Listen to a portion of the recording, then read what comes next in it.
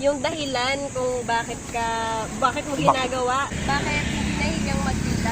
Dapat manatiling ang paa ay nasa lupa, ang mata ay nasa langit. Sa lasa, sa ano nang pinagkaiba sa iba? Tingnan natin kung ano yung paninda niya. Yan mga paps, yung tingnan nyo. Puto! Puto? Ano pa? Kutsinta! Idol, bakit ka nagtitinda?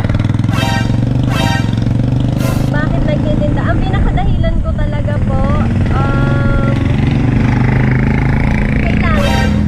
Kasi panganay ako, kumbaga responsibilidad ko yung mga kapatid ko, tsaka ayoko kasi na nagkasayang ng oras. Kasi gusto ko habang bata pa, kumbaga tinatrabaho ko na yung future ko. Kasi mahirap na kapag nandyan lang yung responsibilidad, nandyan na, dun ka palang kikilos. Mas maganda yung wala ka pang responsibilidad, tinatrabaho mo na. Actually ngayon, responsibilidad mo na rin talaga yung mama mo, papa mo, kahit hindi ka nila inutusan. Syempre iisipin mo, what if tumanda sila, di ba? Ganyan. Ano yung mga consequence na hindi naman natin alam yung buhay di ba? Yun. Ilan ba kayo magkakapatid? 9. Ako ang pinakapanganay. Wow, siyang pala sila mga idol. Kaya gusto kong maging mabuting halimbawa sa mga kapatid ko. Syempre, kung ano yung nakikita nila sa akin na nag-aaral, nagtatrabaho, yun yung gusto kong tumatak sa isip nila na si ate nga nagtatrabaho, nag-aaral. So, kaya ko din. Tapos, di ba, syempre, supportahan. Para paglaki, yung puso namin, dikit-dikit siya, di ba? Kahit hindi kami magkakapatid ng buo, di ba? So sa siyam na yan, ikaw yung panganay. Oo, ako ang panganay. Ano yung edad ng bunso? 3 taon. Bali, ako yung nagpapaaral sa 4. Wow, ganun kasipag idol, no? Si idol natin, Kutsinta Girl. So, dahil sa pagtitinda niya, makakatulong sa pag-aaral niya. At the same time, Yung para rin sa pamilya niya. Tsaka, Yan. nakakatulong ako sa mga bills namin sa bahay. Yun, oo. Ayan. Tsaka magpagupit na kayo sa aming Kutsinta Girl Barbershop. Ayan, Oo, talaga? Meron ba nun? Oo, Saan may bago akong bukas location? na Kutsinta Girl Barbershop. Located siya sa Mahabang Parang, Angono, Rizal. So, papasyalan natin yan. Ayun ang pupuntahan naman natin.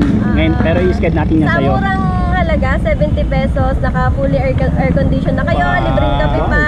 Oo, yan. Tsaka hindi kayo mag-aalangan sa gupit dahil yung papa ko at tsaka yung tito ko 17 years ng barbero. Okay. Yan. Hindi sila yung kwentong barbero lang. Ang nagugupit doon ay yung papa mo. Yes po, opo.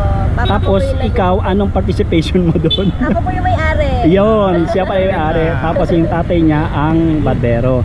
So, tapos nagtitinda rin siya mga paps, no? Hindi niya iaalis to, yung pagtitinda niya ng kutsinta, ng kasi ubig. dito na naging masaya yung puso mo.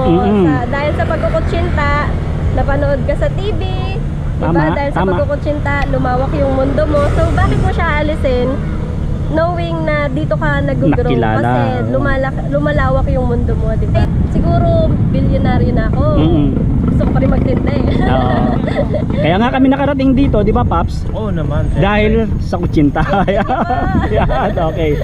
So ganun mga Paps, magandang inspirasyon ng batang ito. Napakabata pa, 3rd year college. So yan, naghahanap buhay, nagpunta ng negosyo, ngayon nagsisimula sa barbero. Balang araw, mas malaki pa, mas malayo pa mararating ni Idol. Pero dapat manatiling ang paa ay nasa lupa, ang mata ay nasa langit. Tama, Idol. Wag daw lalaki yung ulo, baka di na magkasya yung helmet ko. Ito, may tatanong ka ba?